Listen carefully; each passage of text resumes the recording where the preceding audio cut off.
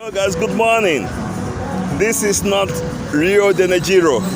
This is Oraukwu in the Idemili North local government area of Anambra State. I'm here today because an illustrious son of Oraukwu, a renowned philanthropist and a billionaire, Chief Charles Odunukwe, is extending the COVID-19 goodwill package to all the elderly people in the Idemili North and South. A few weeks ago, he did the same in his village Oraukwu, where he extended his goodwill package to all the elderly people. We are aware that the whole world is locked down. We have to remember the elderly people in our community.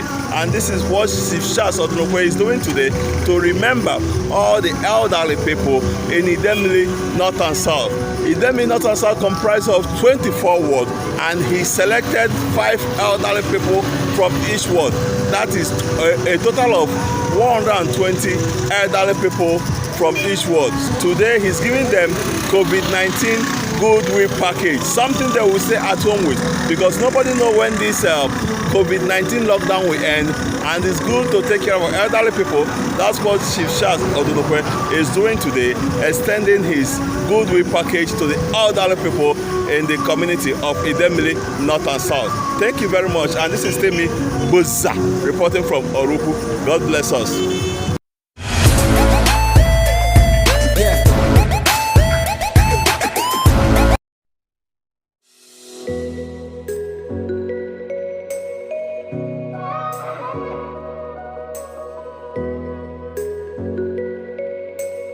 This is millions of naira by illustrious son of Oraukwu and a renowned philanthropist, Chief Barrister Charles Odunukwe, Okemmili na-egbu ogwe, Ijere nke Oraukwu.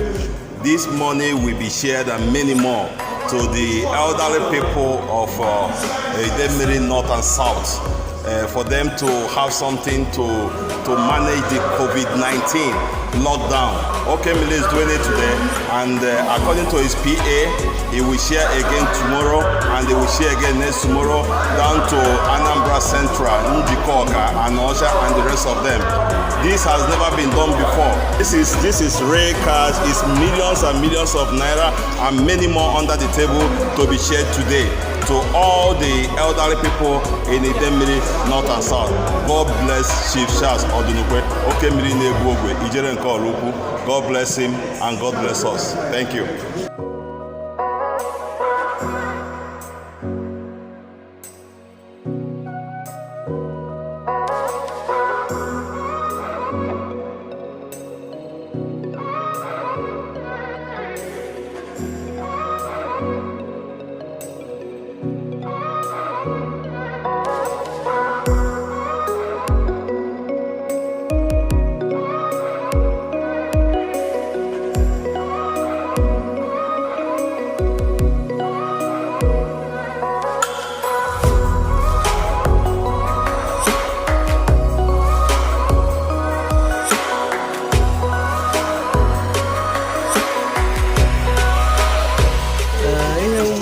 Nkwu na nwanne anyị nwoke bụ Charles Odunukwe.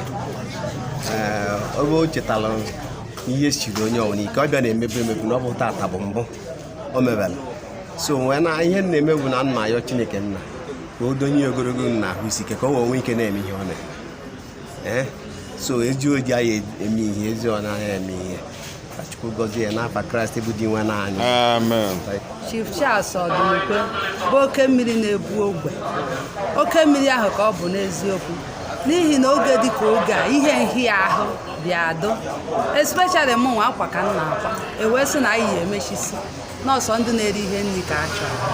Charles wee uworo na mụ na ndụbenyi eri nri n'ụbọchị nke taa wee nye anyị nri. M were ego akịta abụọ were nya kpakọ ihe nri, maka na anyị erighị nri ụnyaahụ dute etu weda si wee dị, mana tata nna anarụ kịta mma ha eji ego ba ahịa wee jegokwa ihe anyị wee na-asị ka Chineke kwụghachie ebe ọ na o si wee wepụta ego a wee nye anyị nwa ji kwuru nwa ji n'aha Jizọs.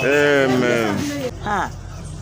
Ebe agadi nwaanyị ekene ka anyị na-eje ọja na ogologo ndụ ka ọja dị, ọ na-eweta agadi a na-eme ka Chukwu na-enye ya mmaji mmaji.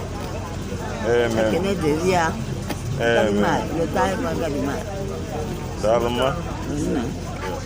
Ekele na Chineke ọ meela ihe ọma esi ka ọfụkwa ndị nke ọ ga-enyela ihe ọma na Chineke ga na-abachiri ga na-emeri mmaji pụrụ mmaji n'aha Jizọs. Amen.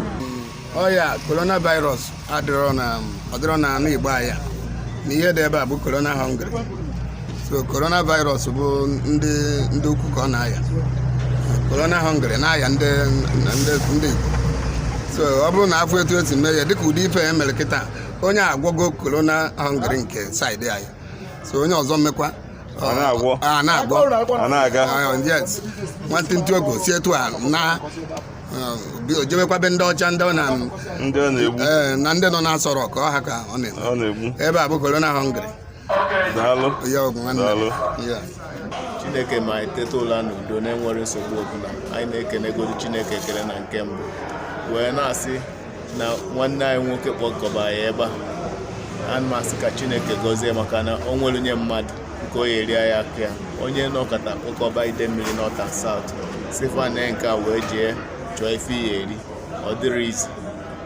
Anyị na-achọkwa na-ayọkwa ndị ọzọ dị metụkwa n'obi famekwalụ ndị ọzọ maka na ife ọma ka na-enwomi na-araghị egomi ife ọjọọ enwomi na ife o mebe ife na-enwomi ana Chineke nye ya mmụọ ime ife dị etu a ga-agọzikwa ya maka na onye pụta fụ onye ọka mmanya eri aka na Chineke ya ma na ezigbo ife ka o mee na Chineke ya gọzie ya. So na onye kpọkọba ndị mmadụ na-ekefe ego ya na-eketa ọ bụkwa ya nwa ka nwa ego na ide mmiri North and South mana o mee ya n'ihi na emetụ ife mmadụ na-emetụ ya n'obi.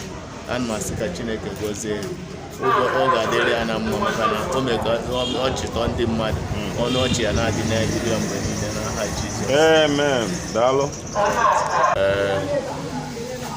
Dịka nsogbu unu last week Tuesday anyị mere ife Tuesday Wednesday ife anyị na-eme bụ Charles Okonkwo Foundation nye ka anyị mekwa tata anyị extendere ya to Idemili North and South. Idemili North and South bụ ndị bịara Oraukwu today. It's a continuous exercise. By tomorrow anyị ga-eme njikọ ọka Dunukọfịa Anọcha local gọọmenti a ga-abịakwa Oraukwu a. Ọ dị mbụ were eme dịka nsigbu unu last week na Charles Okonkwo Foundation alọnugo more than 10 years now o bidoro ya. Ọ charity work ọ na-eme ya bụ ọrụ ịfụnanya ka ọ na-eme. Jizọs Kraịst kụzikwa na anyị fụ mmadụ ibe anyị n'anya dịka anyị si fụ onwe anyị n'anya. Afụ m n'anya Charles Okonkwo fụrụ onwe ya na mmadụ ibie ka o ji wee na-eme ihe ndị a tata.